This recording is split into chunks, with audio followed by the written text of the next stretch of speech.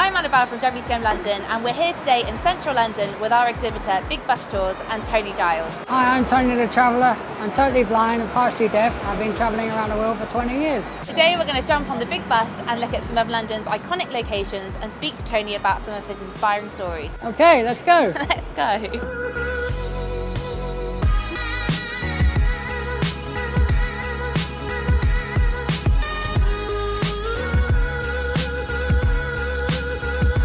So, first question, how important is online accessibility for the travel industry? It's very important. The more you can access, the better. It makes your trips easier. Is there any technology or any gadgets that you use that make travelling easier? So I use my laptop with the speech software, and for me that allows me to communicate with people I'm going to stay with, or hostels, and gives me all the information. Let's go explore more of London.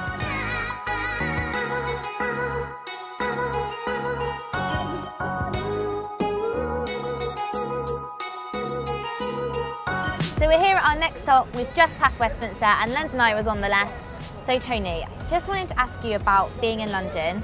How accessible is it for you to get around? I think London's quite accessible to get around if you're disabled, if you're blind. Really accessible city, considered. It's got 9.5 million people here, lots of traffic. So many people with it. Do you find it easy using the Underground? Yeah, I find it really easy using the Underground. Announce the stop. When you visit a non-English speaking country, how easy is it for you to communicate? It can be quite difficult communicating, especially like I started to learn basic words on the internet. Hello, thank you, toilet, water. They're the most important.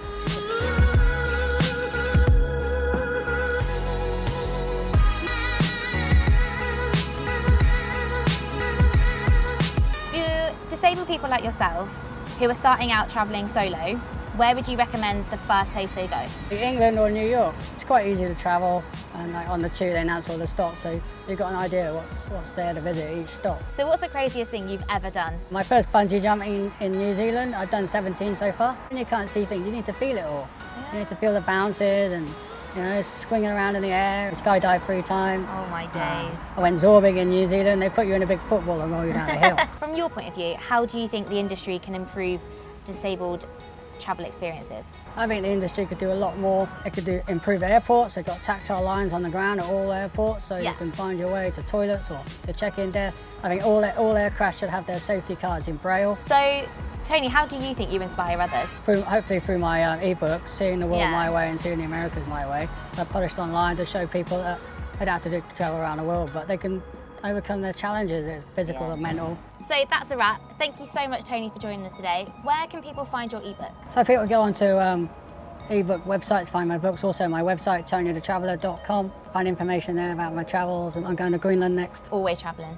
Always travelling, never stop. Thank you again to Big Bus Tours for hosting us today. You can find them at bigbustours.com, and don't forget they will be exhibiting this November at WTM. I'm going to link everything below. Don't forget to like and subscribe, and we will see you again soon.